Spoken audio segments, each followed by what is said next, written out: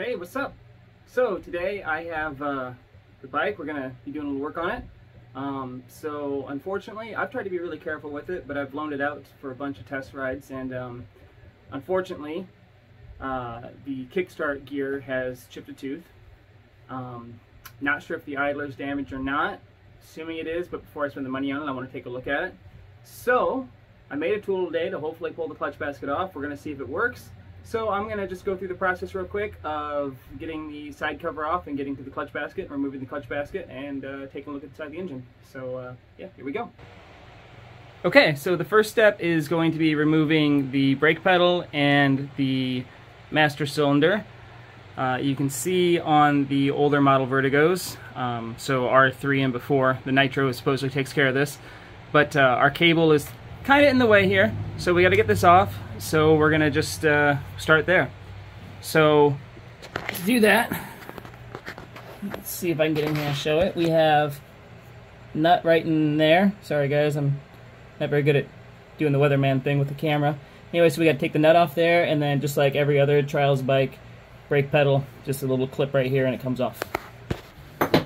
Okay, so I've loosened that up. Now I'm just taking the nut off. Got a washer. Go ahead and magnetic bowl. Then we have our clip.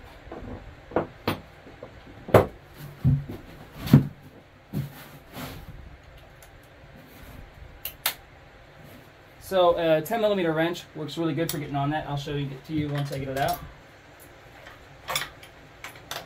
Okay, so there's a brake lever. So here's that little clip I was talking about. Let's see if you guys can see that. Okay, yeah, so there's your clip. So that goes through there, and this clamps on to the piston that goes into the master cylinder. So there's the flats back here, and a 10mm wrench works great to get on there and just pop it right off. Okay, next step is going to be to loosen up the master cylinder. So that's these two right here.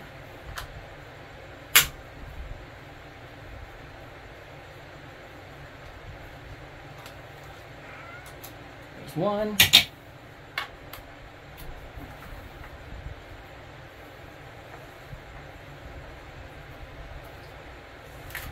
And two. Okay, next is going to be the kickstart.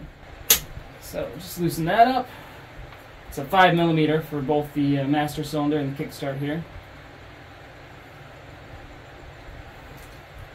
Okay, pull that out.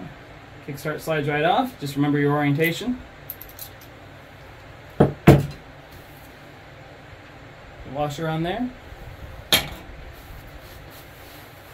Okay, so next, and I'm not going to waste time recording it, but we're going to lean the bike on its side, and then we're going to take off all the cap screws on the clutch cover.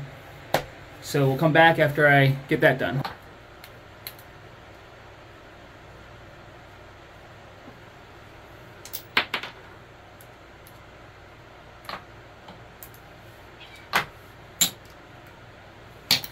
Okay, those are all now out.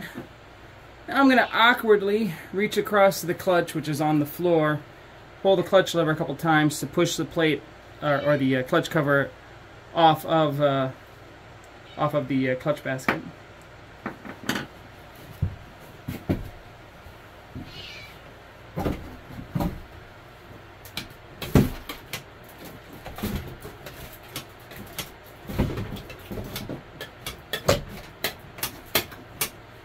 Okay, hopefully you kind of saw that just pop up. So it should now be released. You should be able to carefully lift it off.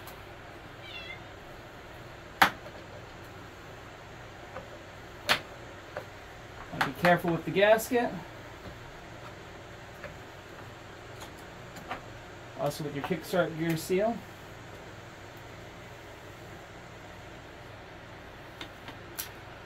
Okay, so there's the gasket. We're going to just put that in a safe spot. Okay, so now I'm removing the pressure plate screws. I went ahead and I removed most of them, but I left the 4 here, and then I did it off camera, but I went ahead and kind of loosened them up in increments going in a crisscross pattern. Just a little half turn here, half turn here, half turn here, here, and just slowly taking the pressure off so you don't have all the spring pressure being contained by just 1 or 2 screws. Okay, so now the screws are out. It is important to take note what setting you were on. Mine came from the factory on setting 1. I moved it to setting 2, hoping for a slightly quicker clutch. You could feel more tension in the lever, but I really didn't notice a much quicker snap to the clutch. I think since I'm on to and I've gotten used to it, I'm going to leave it there. I did notice what seemed to be a slight amount of increased clutch drag when the lever was all the way in, but nothing that was nowhere close to my old Beta. So, you know, it was livable and I left it there. So, I'll probably still leave it on 2 when I put it back together, but we'll see when that time comes. So, lift this ring off.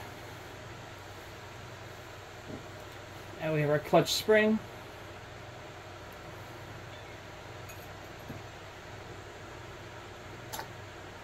Definitely something caught in there.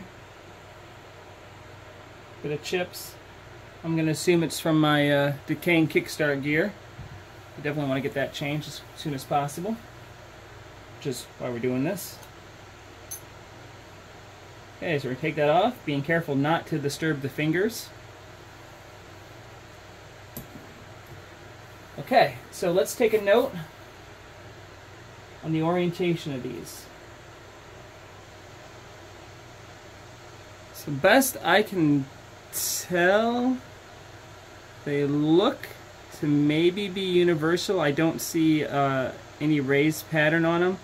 I do see this line kind of on the inside, so we're going to all try to put them that way. I'm going to take them out and put them down the same way they set in there so that I don't get confused when I put it back together. Okay, those are all out now, so now we're going to remove the clutch plates.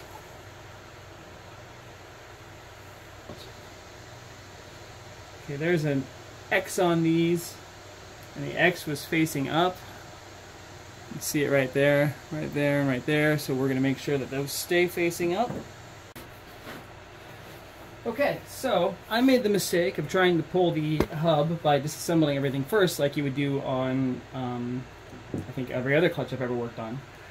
But there was nothing to hold the hub from spinning.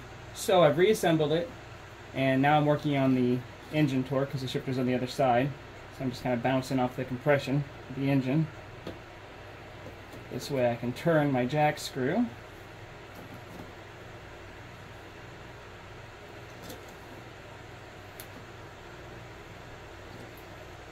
Hub is coming because the clutch is getting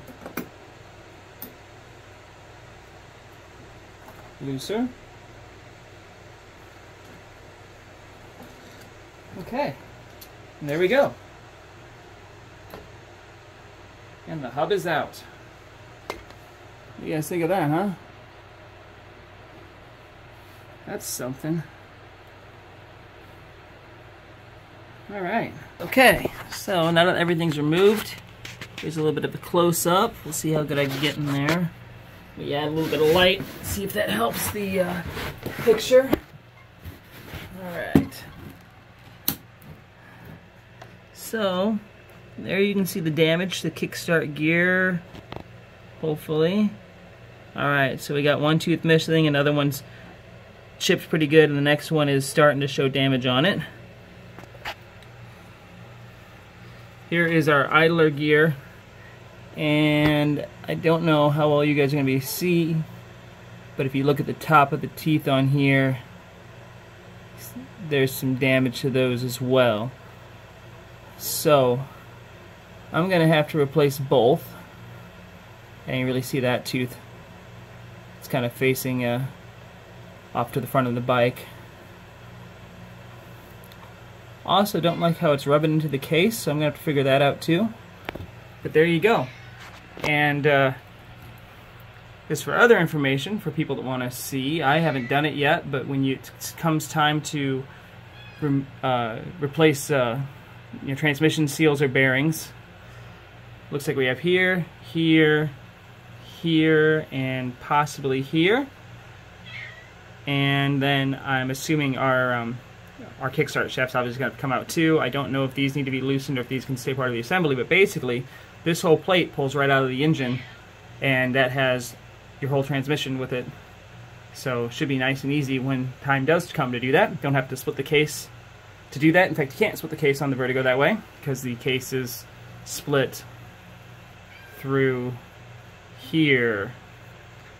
So yeah, anyway, hopefully this was helpful.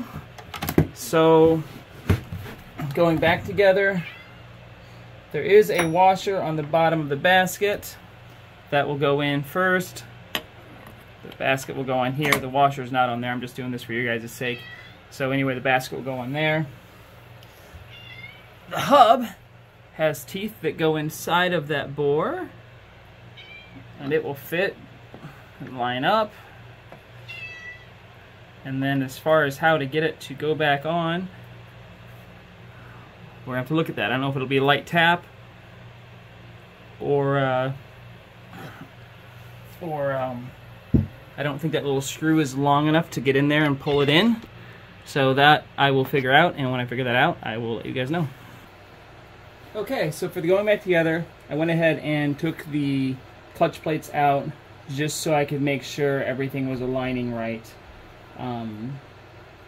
The press fit of the hub kind of starts about the same time the teeth are engaging inside of the transmission shaft, and it's kind of hard to be sure that you're lined up. So I ended up taking the basket back apart once it was off, and I went to put it back together. That way I could better feel for everything being lined up. It is pressed onto that shaft pretty well. So what I ended up doing is I took the bolt I made to remove the clutch basket and the slide hammer I made earlier in the year for pulling out whatever they call these guys for the rear shock. And I ended up threading this into the basket, setting this on top, and using the slide hammer to slowly drive it in. That's the best way I found. It's definitely on there tight. There's probably a better way, but I'm not that smart. This worked, and it worked pretty well.